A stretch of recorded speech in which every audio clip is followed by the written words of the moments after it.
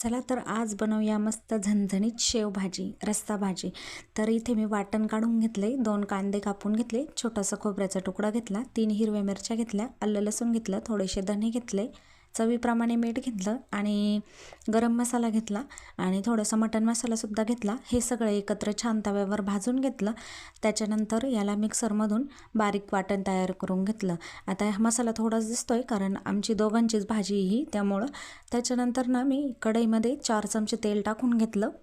आता काळ्या मसाल्याची भाजी म्हटलं की तेल थोडंसं जास्तच वापरायचं, म्हणजे तरी एकदम छान येते। त्याच्यानंतर ना हा मसाला टाकून घेतला, याच्यामध्ये छान तेल सुटेपर्यंत याला परतून घेऊ।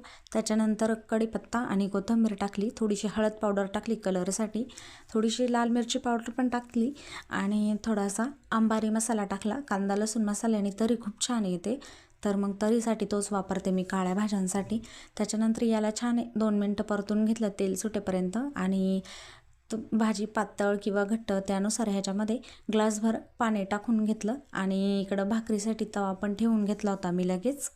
त्याच्यामध्ये पाणी घालून घेऊ आणि याला उकळी काढून घेऊ। याला छान उकळी आली, आता जरी फेस आलेलं दिसत असेल ना, पण मग तरी पण फेस बाजूला करून बघा तुम्ही, तरी किती छान आलेली आहे, खूप मस्त झाली ही भाजी। आणि त्याच्यानंतर याच्यामध्ये मी शेव टाकून घेतली। आता काही जण ना ताटात वाढून घेतलं की मग सुद्धा शेव टाकतात, पण मला थोडीशी भिजलेली आवडते आमच्या घरात। तुम्ही सुद्धा नक्की ट्राय करून बघा, अशी छान लागते खूप भाजी अशी पण।